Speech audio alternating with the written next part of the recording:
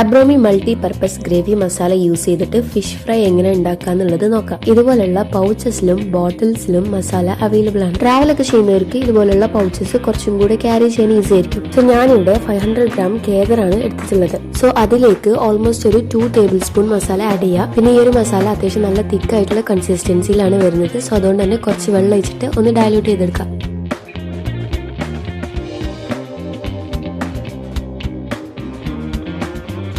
ആദ്യം പറഞ്ഞാൽ തന്നെ ഇത് 500 ഗ്രാം കേദറാണ്. ഇതിലേക്ക് മസാല ആഡ് ചെയ്തിട്ട് നല്ലോണം മിക്സ് ചെയ്ത് കൊടുക്കുക. അതിനുശേഷം കുറച്ച് നേരം വേണമെങ്കിൽ റെസ്റ്റ് ചെയ്യാൻ വെക്കാം. ഓൾമോസ്റ്റ് ഒരു 30 മിനിറ്റ്സ് ഒക്കെ വെച്ചാൽ നന്നാവും. അല്ലെങ്കിൽ അപ്പം തന്നെ ഫ്രൈ ചെയ്യുകയും ചെയ്യാം.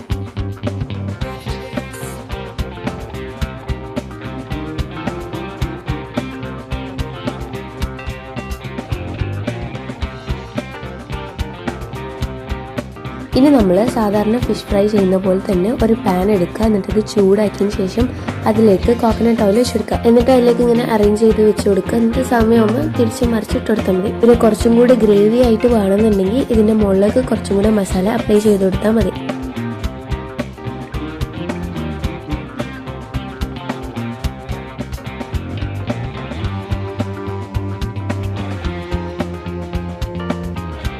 സോ അബ്രോമി ഗ്രേവി മസാല യൂസ് ചെയ്തിട്ടുള്ള ഫിഷ് ഫ്രൈ റെഡി ആയിട്ടുണ്ട്. ഇനി അതൊരു പ്ലേറ്റിലേക്ക് ഇതുപോലെ സെർവ് ചെയ്ത് കൊടുക്കുക.